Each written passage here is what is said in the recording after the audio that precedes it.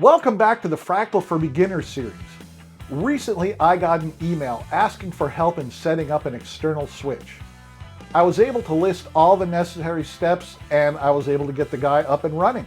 And I thought, maybe I should make a video on this. Now I hope he's a subscriber now, and if so, hey Adam. Fractal added 2 pedal jacks to the FM3, so for example, you could use one for an expression pedal and the other one for an external switch. Or you could use 2 external switches, or you could have 2 expression pedals. Since these jacks accept TRS cables, you can have an external switch with 2 foot switches. This expands the functionality of the FM3 quite a bit. Remember, each switch gets tap and hold functionality, so you could add 4 or more functions to your FM3 by using one double foot switch. And this is a fairly cheap addition. You can get a Mosky dual switch box for under $25 online, and a Hosa 3-foot TRS cable for just under $7. $32 to give you 4 or more extra functions? That's a deal. Let me show you the necessary steps to do this. I'm going to assume that you have a foot switch and the necessary cable. A single foot switch uses a regular guitar patch cable, and a double foot switch needs a TRS cable. Connect the cable to the pedal 1 jack unless it's already being used for something else. Mine is being used for an expression pedal. In that case, I'll be connecting the cable to the pedal 2 jack. Now open FM3 Edit.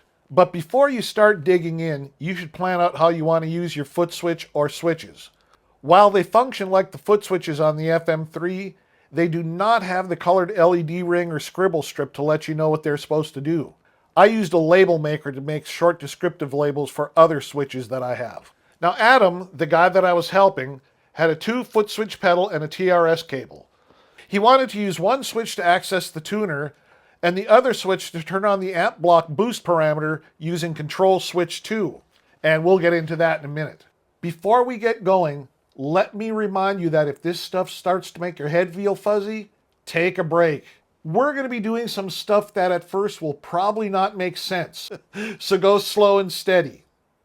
We will be using the stand-in switch feature, which basically means that these switches will stand in for switches that you have set up on your FM3.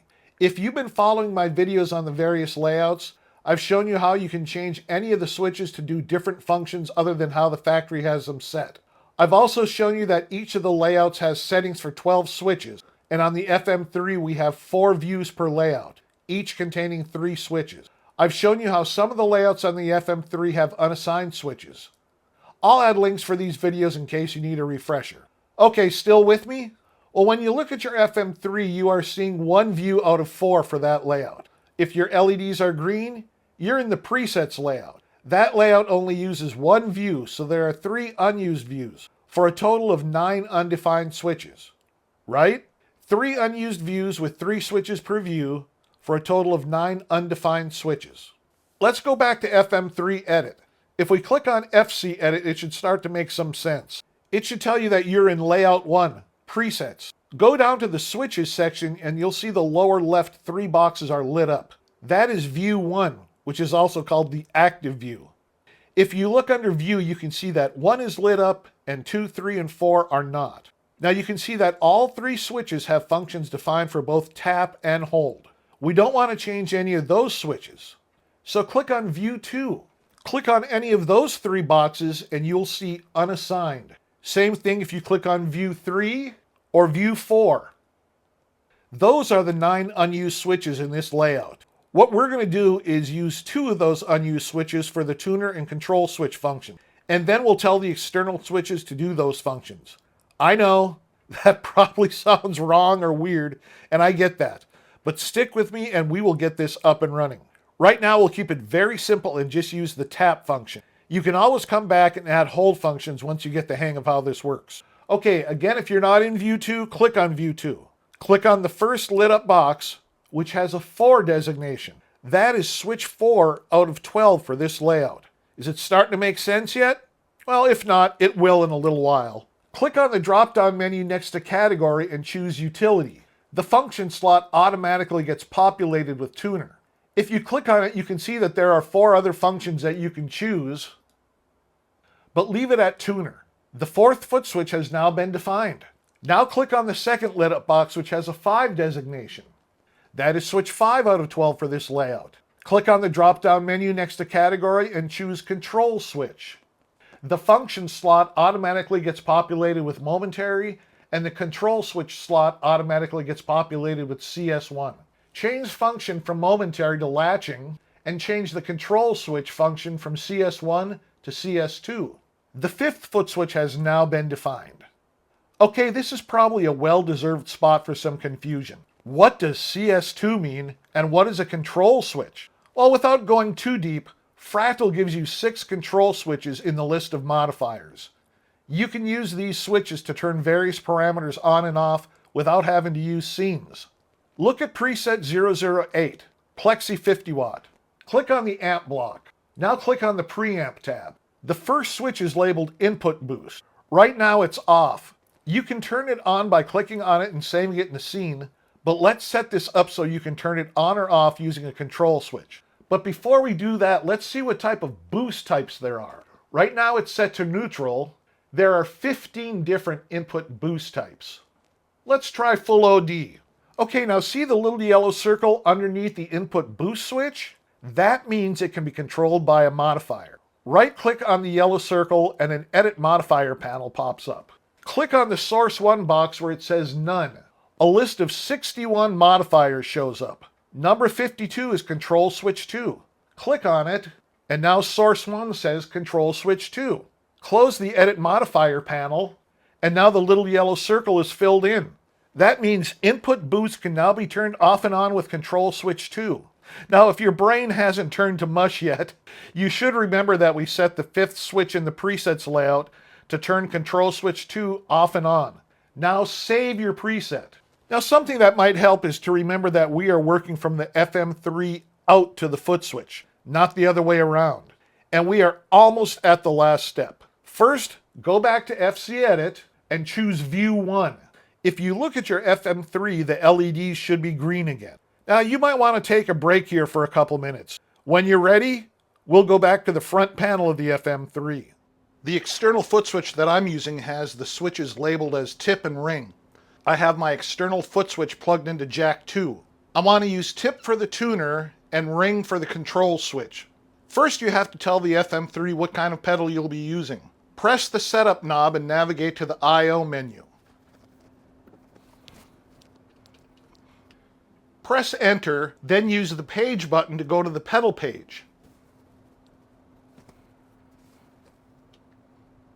Set pedal 1 setup to 1 switch or 2 switches depending on what you have connected, or use pedal 2 if that's the jack you're connected to. I already have pedal 1 set up as an expression pedal, so I'll go down to pedal 2 setup and set it as 2 switches, tip plus ring. Next, navigate down to the switch settings section and select the behavior and polarity for each of your switches. The default setting for behavior is follow hardware, and the default setting for polarity is normal. The default settings work in most situations, but you might have to change these if your switches aren't working as expected. There are some switches that will need polarity changed to reverse, for example. Take a look at page 97 in the FM3 manual for more on these settings. Press exit. Now navigate up to FC Controller's onboard switches. Press enter. Page right to the stand-in switches tab. Navigate to FM3 switch 2 tip. Select the presets layout by turning the B knob to 1, presets. Then select the 4th switch by turning the C knob to 4, tuner. Now we'll set up the other switch for the control switch. This time choose FM3 switch 2 ring. Again, turn the B knob to 1, presets, but this time turn the C knob to 5, control switch. Congratulations! You have just saved the tuner and control switch functions for your external foot switch. Test your switches. If they're working right, you can press the home key to escape to the main screen. Your changes are automatically saved. Alright, let's see if I have it working correctly on my FM3. First, let's check the tip button. And there's the tuner.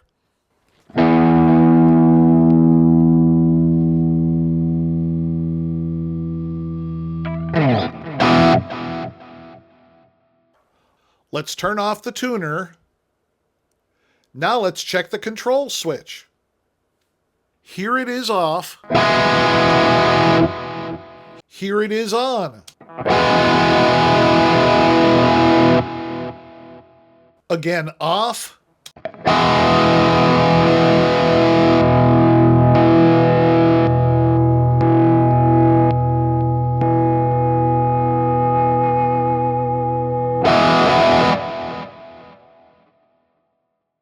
So yes, it is working correctly. Hopefully now you understand why they're called stand-in switches, because like I said, that's what they do. They stand in for other switches, even if it's in views that you will never ever use. It's even easier if you're using a one-button foot switch. For that, you don't even need a TRS cable, just a regular guitar patch cable will work just fine. The FM3 will know that it's not a TRS cable, and it'll only give you the tip option. Okay, I know that this video was a major headful, especially with the control switch stuff. But I added it because, like I said, these were the same instructions that I gave to Adam, and he was able to get it up and running after he had tried looking at I don't know how many other videos of how to get this going. Now, I'm not saying that I can guarantee that you will have everything up and running with your first try, but hey, give it a shot. If you have some trouble, drop me a line and I'll help you get it up and running. Next Wednesday, we'll be looking at another new preset of the week. Now, you do not want to miss that. So go ahead and hit that subscribe button and ring that notification bell. All right, guys, have a great weekend, and I will talk with you again next week.